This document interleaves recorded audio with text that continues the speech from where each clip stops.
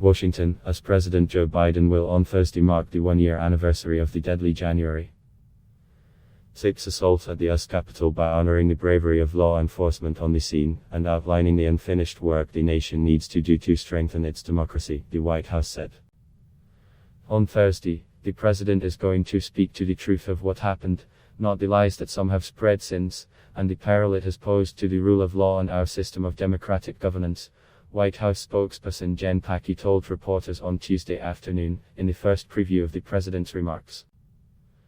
Biden and Vice President Kamala Harris, both Democrats, will speak on Thursday morning at the US Capitol, 1 year after a mob loyal to former President Donald Trump raided the complex in a failed attempt to stop the counting of Electoral College votes that officially delivered Biden's election victory. Later Tuesday, Trump canceled a press conference at his Mar-a-Lago estate in Florida that had been scheduled for the evening of January 6, saying he would address many of the same topics at a rally January 15 instead. Trump, some fellow Republicans and right-wing media personalities have pushed false and misleading accounts to downplay the January 6 attack, calling it a nonviolent protest or blaming left-wing activists. 4 people died on the day of the riot, and 1 Capitol Police officer died the day after defending Congress. Dozens of police were injured during the multi-hour onslaught by Trump supporters, and 4 officers have since taken their own lives.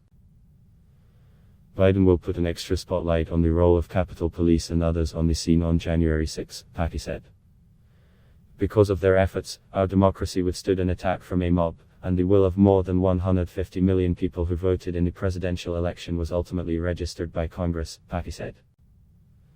Psaki was asked what the president's message will be to the many Republicans who believe Biden stole the election from Trump, despite overwhelming contrary evidence.